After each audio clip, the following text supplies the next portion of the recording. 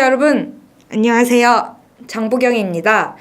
이충근 박사님의 국제정치 공개방송에 대해서 공지 말씀드리려고 이 자리에 앉았습니다. 이충근 박사님의 공개 강연은 2017년부터 매달 둘째 주, 셋째 주 토요일에 진행될 예정입니다. 그래서 1월에는 14일, 21일 토요일 오후 2시에 공개 강연이 예정되어 있습니다. 네, 1시간 강연 후에 1시간은 사진 촬영 그리고 담소를 나눈 시간으로 구성되어 있습니다. 이메일로 참가 신청 저번이랑 동일하게 해주시면 되고요. 그 다음에 참가 번호를 받으신 후에 제가 보내요. 답장을 받으신 후에 3일 내에 참가비를 입금해 주시면 됩니다. 3일 내에 참가비를 보내주시지 않을 경우 참가 신청이 취소되고 예비 번호를 받으신 다른 분에게로 참가 신청이 넘어간다는 점 유의해 주시기 바랍니다. 감사합니다. 이충근의 국제정치입니다. 저희가 그 리처드 닉슨 편에서 예고해드린 대로 월남전 얘기 이거 좀 안 다룰 수 없습니다. 특히 대한민국 국민 입장에서는 월남전 종전 과정 요거를 좀 집중적으로 살펴봐야 할 듯합니다. 뭐 월남 전쟁이라는 전쟁이 우리나라가 가서 싸운 전쟁입니다. 네. 한 5천 명 이상이 전사했죠. 우리 젊은이들이. 그리고 우리나라 국군이 한 5만 명 정도가 가서 이제 거기서 근무를 했으니까 연인원 그 전쟁에 참전했던 사람이 뭐 수십만 명 이상 됩니다. 그리고 월남을 통해서 이제 우리나라가 경제 발전하는 계기가 사실 됐고, 그리고 월남전에서 벌어온 돈 가지고 뭐 고속도로도 깔고 이랬다는 얘기가 다 있는데, 그 월남전이 참 아직도 뜨거운 감자인 측면이 많습니다. 우리나라 사람들 중에서는 한국군이 싸움을 아주 잘한 그런 전쟁인데, 아주 잔인했다라고 얘기하고 양민도 학살했다고 그러고 그런 뭐 여러 가지 좀 오해적인 요소들이 있는데, 이런 것들을 우리가 좀 한번 잘 얘기해 봄으로써 뭐 오해를 좀 해소도 하고 그 전쟁의 진면목을 한번 알아보는 기회가 됐으면 좋겠습니다. 양민 학살 얘기가 나온 김에 말씀드리면은 그 월남전 참전 용사회에서 들은 얘기인데요. 네네. 당시에 베트콩은 양민과 군인이 구분되지 않았다.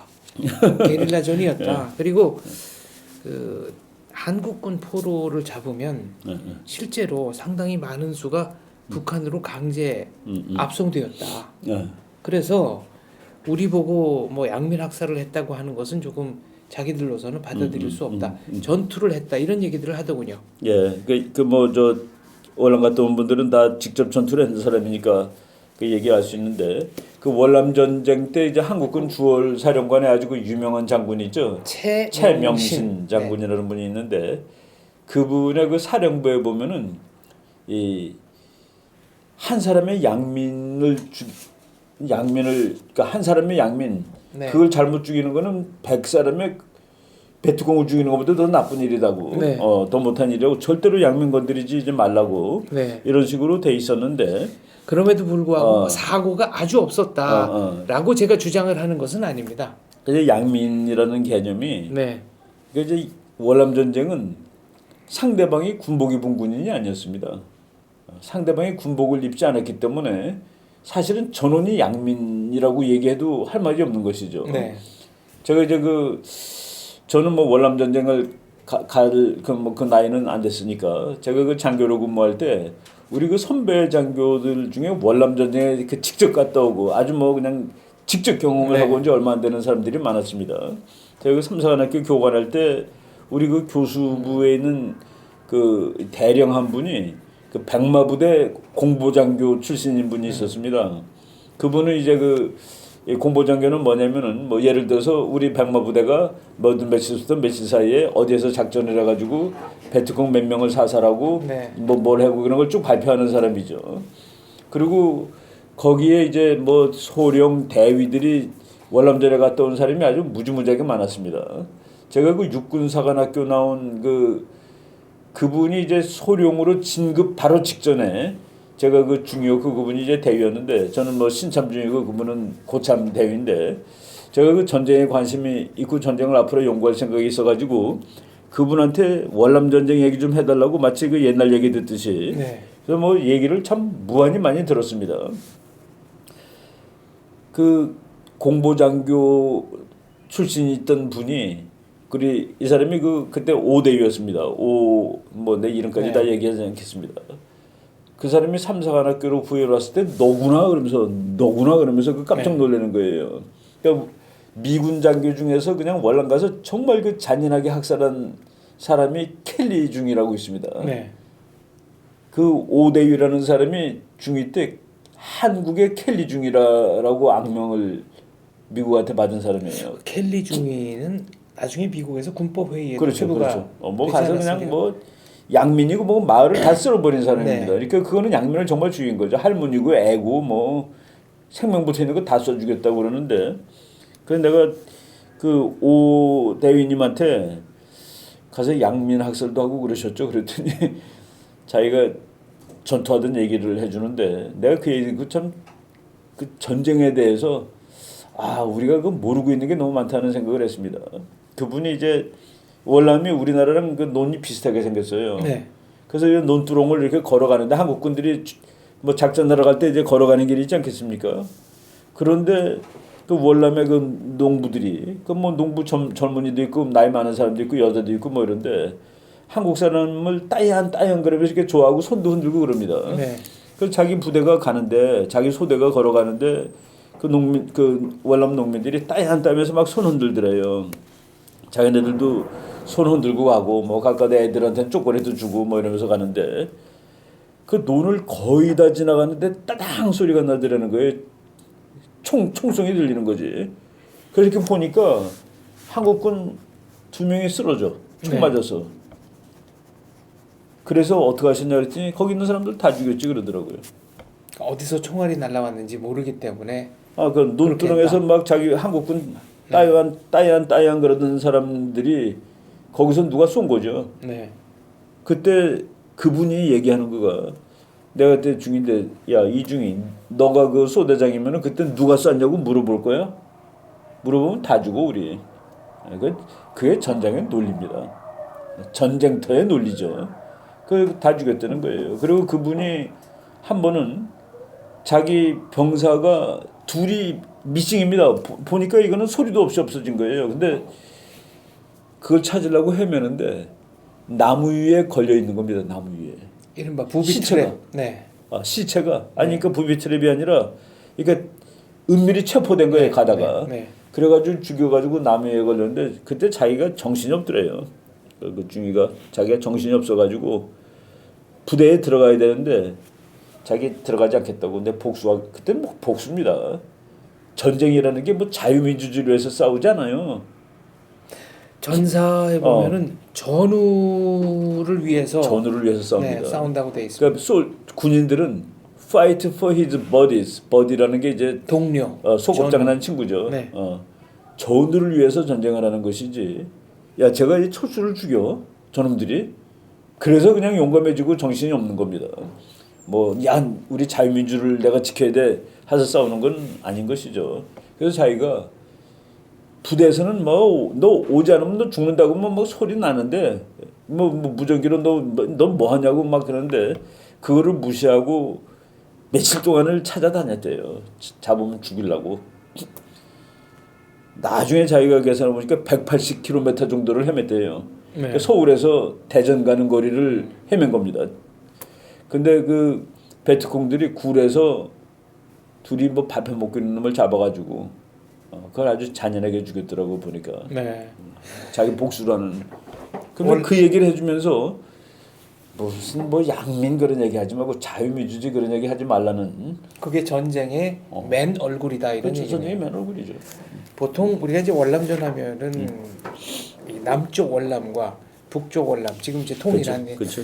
양자 간의 전쟁이라고 생각하기 쉽습니다만은 그것은 나중의 일이고 네. 사실 한국군이 참전했을 때는 그 남베트남에 있었던 반정부 세력 베트콩과의 그렇죠. 말하자면 내전이죠. 내전적 성격이 그렇죠. 강했습니다. 그게 이제 보면은 월남이 그 베트남인데 그게 이제 원래는 프랑스 식민지였죠. 네. 프랑스 식민지였다가 2차 대전하면서 일본이 잠깐 점령하죠. 그리고 이제 일본이 지니까 그러면 독립을 해야 되는데 프랑스가 다시 온 거예요. 네. 그러니까 이제 2차 대전이 끝난 다음에 우리나라가 가장 빨리 독립한 나라 중에 하나입니다. 왜? 우리는 진놈이 우리나라를 지배하고 있었으니까. 그 전쟁에서 승리한 나라, 프랑스, 영국, 미국이 지배하던 나라들은 1945년 8월 15일 날 독립하지 못했습니다. 한참 뒤에 한 네. 것이죠. 더군다나 프랑스는 베트남을 다시 지배를 해가지고 54년에 바로 그 호지민 군이 디엠비엠프라는 데서 정말 대전투를 벌입니다. 그래가지고 프랑스군을 괴멸시키죠. 네. 그런데 프랑스가 그때 그 괴멸되면서 나오면서 그거를 미국한테 맡깁니다. 근데 미국은 거기 왜 들어갔느냐? 이 전쟁을 미국 사람들이 공산주의와 자본주의 싸움으로 착각을 하고 들어간 거예요. 그리고 보니까 호지민이 중국, 소련의 그 힘을 빌려가지고 싸우고 있는 게 보인단 말이죠. 네. 그러니까 이것은 그 공산주의와의 전쟁이다. 그리고 미국 사람들이 그때 가지고 있던 국제정치 이론이 뭐냐면은 그 도미노 이론이라는 게 있습니다. 도미노는 하나가 무너지면 다 무너지는 거잖아요. 연쇄적으로. 그래서 월남이 무너지면 캄보디아, 라오스가 공산화되고 타이가 공산화되고 동남아시아 전체가 공산화가 된다. 그러니까 여기서 막지 않으면 안 된다라는 생각을 하고 있었던 거죠. 그리고 그 바로 DMBM 전투가 1954년인데 한국전쟁 직후의 일입니다. 그러니까 미국이 공산주의들이 그냥 막 전 세계로 확산돼 나오고 있고 해서 이걸 막으러 가는 것이죠. 근데 그 전쟁이 이제 사실은 잘못된 전쟁인데 그 월맹은 민족주의를 대표했습니다. 사회주의를 빌렸지만은. 근데 이쪽 남쪽은 자본주의인데 썩은 자본주의죠. 부패한 자본주의. 민족적이지도 못하고 그러니까 그 인구의 85%가 불교인 나라인데 이쪽은 카톨릭 정권입니다. 네, 거의 다 그 장관과 강요의 그렇죠. 대부분 강요 대부분 또 카톨릭이고 프랑스적이고 네. 국민들은 불교적이고 월남적인데 그래서 이게 원천적으로 이 남쪽 정부가 이제 대변하지 못하는데 물론 거기서 자생적으로 베트콩이 생길 수도 있었고 저 북월남의 지원을 받을 수도 있었지만은 바로 그것이 그 점점 커졌을 때 미국이 존슨 대통령 때 무려 50만 명 이상의 미군을 보내는 거죠. 한 번에 그렇죠. 네, 주둔하고 있던 병력이 그러니까 최대 병력 네. 주둔 병력 수가 그거를 닉슨 대통령이 나와서 이제 그때 계산하는데 이 전쟁을 보면서 이거는 민족주의와의 전쟁이 이 공산주의와의 싸움이 아니구나 판단하는 겁니다. 그럼 뭐와의 싸움이냐? 우리는 민족 독립 세력하고 미군이 싸우고 있다. 그래서 그 미국 사람들이 그런 식으로 얘기도 하고 그랬죠. 한국에서는 민족주의를 타고 싸운 겁니다. 한국 민족주의는 남쪽이 그 네. 본류가 있었다라고 보는 것이죠. 네, 누가 그럼 그 증거를 대라 이렇게 말씀하시면 저는 이렇게 얘기하겠습니다. 1945년 해방 공간부터 53년 휴전 때까지 자발적으로 남쪽으로 내려온 인구가 북쪽으로 올라간 인구에 비해서 15배 정도 많습니다. 그래서 어디가 민족의 그 원천이냐 그랬을 때 텄을 때 사람이 어디로 이동하느냐가 답입니다. 그리고 그때는 북한이 더 잘 살 때인데도 불구하고 그렇죠. 네. 다 남쪽으로 이동했다는 그 사실이 이쪽이 민족주의의 본류가 될 수 있다라고 얘기할 수 있는 거죠. 네. 그래서 그 미국 사람들이 한국에서는 민족주의를 업고 싸웠는데 거기서는 민족주의에 거슬러 싸우고 있다라는 생각을 하고서 혹시 호치민이 전체를 통일하게 되면은 어떻게 될까? 미국의 전쟁 목적은 이걸 막음으로써 중국의 세력, 공산주의 세력이 퍼져나오는 걸 막아야 되는데 호치민이 통일을 하면은 중국을 막겠구나라고 미국이 판단하는 것이죠. 그래서 이제 파리 평화협정 맺고 그러고 손 띄고 나오는 겁니다. 키신저와 레둑토가 파리 그래서 평화협정 그것 때문에 노벨상도 받는데 네. 레둑토는 이게 평화가 아직 안 왔는데 내가 상을 받을 수 없다 해서 레둑토는 안 받고 키신저 혼자 받았습니다. 그 상을. 그래서 노벨상을 키신저 혼자 받았는데 월남전의 마지막은 게릴라 전쟁이 아닙니다. 월명에 있는 모든 전 정규군이 다 내려온 거예요. 1개 사단 빼놓고는 다 내려왔습니다. 20여 개 사단 중에. 그래가지고 월명 정규군의 탱크가 월남을 점령을 하는 것이죠. 이른바 사이공 지금 호치민시죠. 그렇죠. 호치민시에 있는 대통령궁 철문을 부수면서 그렇죠. 네, 탱크 세대가 월명 동시에 정규군 탱크가 들어가는 겁니다. 진입을 합니다. 그러니까 그 파리 평화협정 이후에 그러니까 미군은 다 떠나고 한국군도 네. 다 오고 그리고 월맹 정규군 노스베트남 정규군이 내가 23개 중에 22개인가 정확하지 못합니다만 1개 사단만 남겨두고 나머지는 다 내려온 거예요. 저는 그 현장에를 가봤습니다. 지금 호치민시에 있는데 이제 베트남 정부가 얼마나 유연하냐면은 미리 예약하면은 거기서 잘 수도 있습니다. 그러니까 대통령 관저로 쓰이던데. 그리고 당시에 월맹군의 그 탱크가 진입하던 사진, 또 그때 탱크에 타고 있던 병사들의 이름, 계급 다 있고, 또 그 중에 한 방에서는 그 베트남의 이른바 반체제 운동권 세력들이 이제 기다리고 있었다는 거죠. 환영한다고. 이제 우리랑 협상을 하자. 우리가 이제 남쪽의 대표니까 네, 통일 협상을 우리와 하자. 뭐 전부 다 수용소 같습니다. 안 되죠. 네.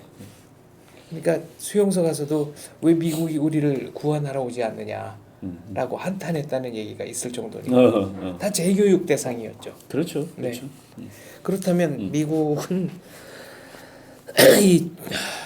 이게 지금 한국과 오버랩이 되는데 이게 그 뭐랄까요? 트럼프 당선자가 만약 김정은이 친미적으로 행동할 수 있다, 혹은 김정은 제거 이후에 친미 정권을 북한에 세울 수 있다고 한다면 그렇게 움직일 수도 있다는 얘기 아닙니까?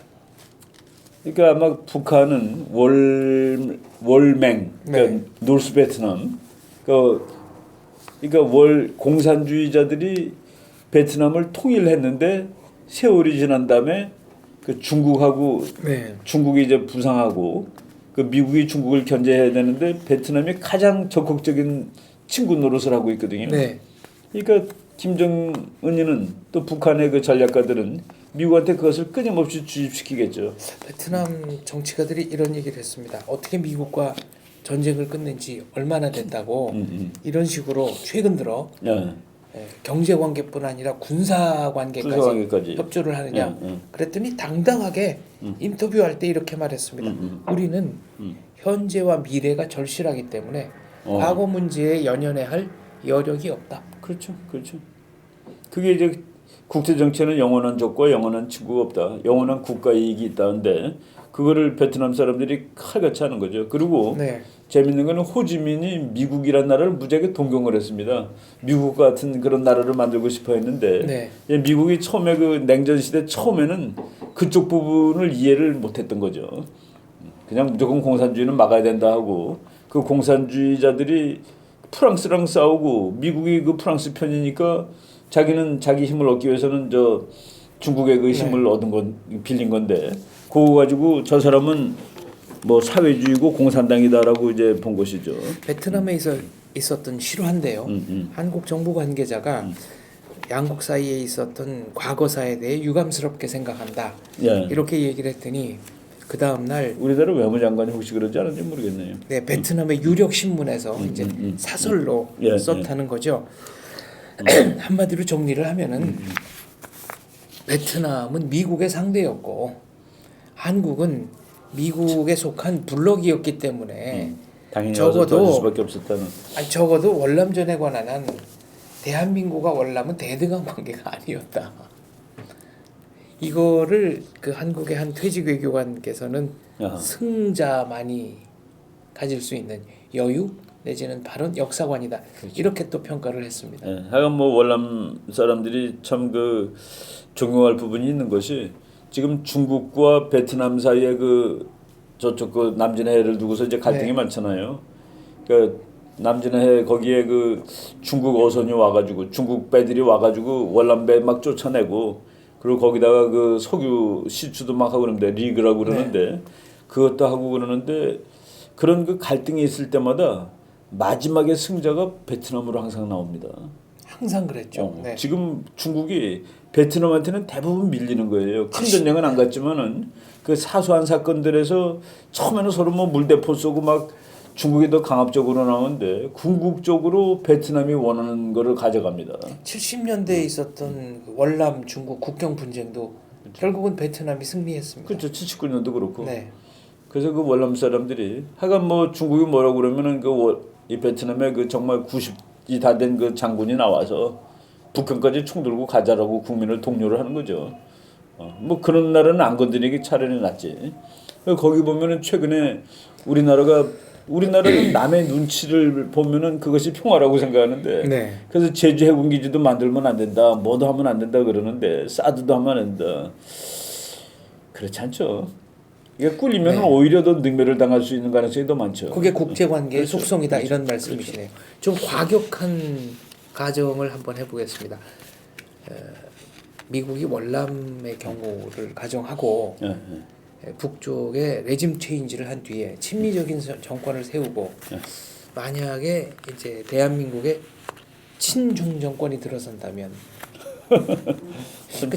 최악의 콤비네이션이 되네요. 친중 정권까지는 아니더라도 북한에 들어서는 새 정권이 훨씬 더 미국의 정책에 적극적으로 협조한다면 그렇다면 미국은 오히려 그 상대를 그 정권을 더 뭐랄까요 동맹으로 대접할 가능성이 있는 거 아닙니까? 뭐 아주 그 과격한 상상을 그렇게 할 수 있죠, 당연히. 굉장히 과격하게 제가 한번 상상을 그렇죠. 해봤습니다. 그렇죠.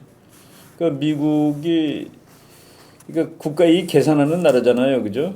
그러니까 지금 미국의 국가이익은 중국이 미국의 그 헤지모니 패권에 도전하지 않으면 된다 했는데 그래서 그 주변에 있는 나라들 다 이렇게 활용하고 있는 것이죠. 베트남도 그렇고 일본도 그렇고 한국도 활용하고 싶은데 정말 이 솔직하게 말하자면 미국이 한국은 우리가 원하는 바를 잘 안 해주고 있는 것 같구나라고 얘기하는 것 같아요. 미국이 그렇게 느낄 만한 징후들이 몇 개 있었습니다. 그렇죠. 네.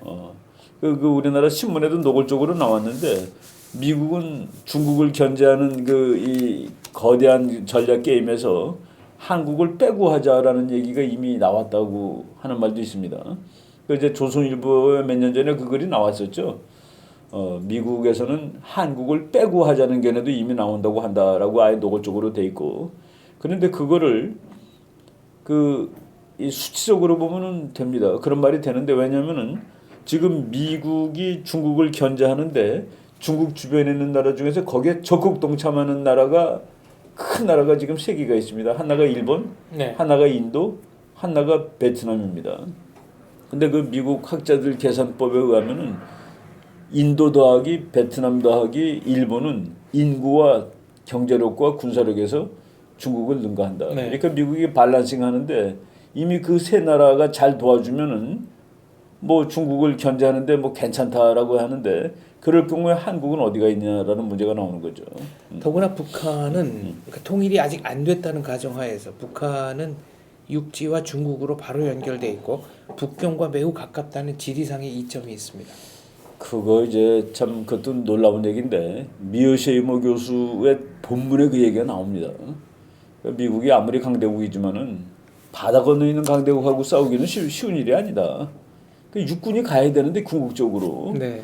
그 바다 건너 있는 강대국 그 책에는 뭐 그것이 중국이냐 소련이냐 이런 말은 없어요. 그러니까 그래서 미국은 그 미어셰이모 교수는 지구 글로벌 헤지모는 없는 거로 칩니다. 지역에 패권국이 있는데 네. 지역 미국은 서반구의 패권국이죠. 그리고 아시아는 패권국이 없습니다 지금. 유럽에도 패권국이 없고 뭐 미국이 다 뭐 러시아나 뭐가 이제 하나가 패권국이 못된 상태죠. 그런데 그 중국의 패권을 미국이 막아야 되는 건데 지금 현재 그 뭐 중국이란 말은 안 썼습니다만은 그 바깥에 바다 건너편에 있는 패권 도전국하고 육지로 연결된 곳에 기지를 얻을 수 있다면은 이 문제를 해결할 수 있다. 예를 들어 미국과 중국과 그 북한 사이의 국경은 굉장히 길고요. 대량 아사자가 발생한 고난의 행군 때는 북한에서 중국 쪽으로 엄청나게 넘어갔지만 그렇죠, 그렇죠. 사실은 문화혁명 때 중국이 어려울 때는 대량의 중국 난민이 북한으로 북한 쪽으로 넘어왔습니다. 그러니까 그거는 국경에 붙어 있다는 얘기거든요. 네. 그래서 그 미국이 그냥 우리가 그 미어셰이모 말을 그 노골적으로 대입을 하면은 미국이 중국하고 싸운다는 건 쉬운 일이 아니다. 너무나도 멀리 떨어져 있기 때문에 네. 바다를 건너야 되기 때문에 그러나 중국의 육지로 붙어 있는 기지를 얻을 수 있다면은 이 문제를 해결할 수 있다. 그럼 중국하고 육지로 붙어 있는 거는 지금 지구에 월남하고 북한밖에 없죠. 뭐 국경을 맞대고 있는 나라는 굉장히 많습니다만 몇 개 있지만 의미 있는 탄자 들어가는 네. 나라 뭐 이런 거 그렇고 그 중국의 가장 네. 핵심을 겨냥할 수 있는 지역은 역시 북한이죠. 그러니까 북한은 미국이 그런 인식까지 미국 책에 나오는 얘기니까. 그러니까 좀 더 담대한 상상을 해보겠습니다. 북한의 친미적인 말하자면 집단이 이제 네, 들어서고 예. 그럴 경우에 미국이 북한을 서포트한다면 만주 쪽이 오히려 중국 쪽으로 북한 쪽으로 흡수가 되는 이른바 중국 붕괴의 전조가 일어날 수도 있는 거 아닙니까? 그렇죠. 우리 얼마 전에 그 북한에서 이메일 네. 북한 분인데 뭐 어느 외국에서 이메일 보낸 사람 이게 바로 그 얘기입니다. 그 얘기죠. 중국이 북한을 통해서 미국을 견제하려고 그러는데 그 역도 성립이 될 수 있지 않겠습니까?는 역이 더 성립이 잘 되겠죠. 네. 그렇다면 북한의 수뇌부가 자신들의 이런 지정학적인 이점을 얼마나 잘 인식하고 있다고 보십니까? 저는 인식 확실히 하고 있다고 보죠. 김정은이조차도 북한 그 뭐 간부들한테 그 뭐 이렇게 그 교시 지시사항인가 뭐 교시사항 뭐 이런 거로 그 교시사항 중에 중국은 천년숙적, 일본은 백년숙적이라는 그런 제목의 지시가 내려가고 그러거든요. 거기 미국은 뭐 은근슬쩍 빼주는. 아까 하신 말씀 중에 미국, 일본, 북한이 한 편이 되고 중국과 대한민국이 한 편이 되는 것은 우리로서는 최악의 조합이다. 말이 안 되죠, 네, 이런 말씀을 하셨는데 아니 그러니까 뭐 그게 상상이 과연 될 일이냐 하는데 네. 뭐 한번 와일드하게 상상을 해본다면은 네. 그 뭐 한 1, 2년 전에 보면은 그 박근혜 대통령의 대중정책을 비판하는 그 만화 같은데 보면은 그러니까 중국하고 한국이 뒤로 이렇게 손 잡고 있는 거예요. 네. 그 가운데 미국이 있는데 원래 한국은 미국 친구인데 손은 중국 사람하고 잡고 있는 한국은 여자를 표시하고 미국하고 중국은 남자를 표시인데 그런 그림들이 돌았습니다. 네. 근데 그거는 좀 곤란하죠. 곤란하죠. 그렇게 되면은 대한민국의 존립조차도 좀 그거 뭐 그렇게 그럴 가능성이 과연 오겠느냐 하고 우리가 이제 낙관을 해 뭐 그거 정말 말하기 어려운 건데. 네, 그 가정에 대한 답변이기 때문에 말씀하시기는 어렵습니다만. 근데 그런 그러니까 이제 많은 사람들이 설마 미국이 어떻게 김정은하고인데 북한에 김정은만이라고 생각하면 안 됩니다. 네. 김평일도 있을 수가 있겠고 김정남이도 있을 수가 있겠고 그럴 경우에 그 사람들이 그때는 이제 지금처럼 그 고약한 독재 국가는 아니겠지만은 뭐 우리가 그 한번 상상력을 발휘해 볼 수 있는 그건 되죠. 그렇다면 가정이 아니라 역사적 사실에 근거해서 질문 하나 던지겠습니다. 파리 평화 협정 이것은 미군이 월남에서 철수한다는 철수한다는 얘기죠. 협정입니다. 그렇죠. 그럼 이랬을 때 미국은 월남 그러니까 사이공을 수도로 하던 월남이 월맹에게 넘어가도 질 거다라는 것도 알았겠죠. 넘어가더라도 상관없다. 상관없다. 질 거라는 것을 알면서도 평화협정에 서명하고 미군을 뺀 것이다. 그렇죠. 이렇게 보시는 거군요. 미군 뺀 거고 그리고 호찌민이 통일하면은 궁극적으로 그건 우리 편이야. 거기까지 상상을 한 것이죠. 그러니까 우리 편까지는 안 갔어도 호찌민이가 중국의 힘이 동남아시아로 뻗어나온 건 막을 수 있을 거야까지 간 것이죠. 그러니까 지구상의 어떤 나라에서 비슷한 일이 벌어지고 새로 통일을 할 주체가 보다 미국에 가깝다는 판단이 쓴다면 미국은 그렇죠. 그러니까 그런 선택과 행동을 다시 할 수도 있다. 아주 노골적으로 말하면은 미국이 한반도 통일을 원한다. 그런 전제가 있고 그러면 한반도 통일된 그 나라는 어떤 나라여야 하느냐? 미국 사람 얘기로는 우리 편. 미국 편이면 돼가 되는 것이죠. 근데 그 나라가 대한민국이면 더 좋고 그 나라가 민주국가면 더 좋고 근데 그러니까 미니멈 이거는 절대로 양보할 수 없는 거 우리 편일 것. 네. 만약 대한민국이 통일을 했는데 중국 편인 나라가 한반도에 생겼다. 그러면 미국이 통일 방해할 거려? 못하게 할 거려? 그것이 냉혹하고 냉엄한 국제 정치의 현실이다 이런 말씀이시군요. 그렇죠. 한번 거꾸로 생각해 보세요. 우리가 미국을 이끌어가는 사람들인데 한국이 동맹국인데 보니까 변절했어. 중국 편이야. 근데 통일할 것 같아. 맞겠죠? 못하게. 그렇습니다. 네. 역사에는 가정이 없다고 합니다만 미래에 대한 판단에는 이상론이 끼어들 여지가 없는 것도 사실입니다. 그렇죠. 네. 현실은 항상 냉정합니다. 현실을 냉혹하고 정확하게 파악하는 것이 올바로 된 정책을 세우는 첫걸음이라고 생각합니다. 미국이 월남전 끝날 때 뭐 상상이 안 가는 일이 벌어지잖아요. 그리고 미국이 대만 유엔에서 쫓아낼 때 네. 상상이 안 가는 일이었죠. 미국과 대만이 단교하던 날 대만은 대사를 본국으로 소환했고 수많은 자유중국 시민들이 구 자유중국 주미 대사관 앞에서 눈물을 흘렸습니다. 저는 그 사실을 아직도 생생하게 기억하고 있습니다. 오늘 방송 여기까지 하겠습니다. 감사합니다. 네. 베나TV 시청자 여러분 안녕하십니까? 베나TV는 정부기관 및 관련 단체의 후원을 받지 않습니다. 이유는 후원금을 받으면 후원기관이 출연 요청, 주제 선정 등 여러 종류의 청탁을 하기 때문입니다. 누군가가 베나TV의 제작에 관여한다면 이는 배우고 나누자는 저희의 취지를 침해하는 것이라 생각합니다. 그래서 베나TV는 정부기관 및 관련 단체의 후원을 받지 않습니다. 몇몇 시청자분들이 가끔 후원을 해주십니다만 그때마다 감사하면서도 죄송스럽습니다. 베나TV의 재정 상태를 개선하기 위해 시청자 여러분께 부탁 말씀 올립니다. 시청자 한 분이 한 달에 1,000원씩 후원해 주시는 111 캠페인을 시작하려고 합니다. 베나TV가 앞으로도 꾸준히 알찬 프로그램 만들 수 있도록 111 캠페인 많이 도와주세요. 감사합니다.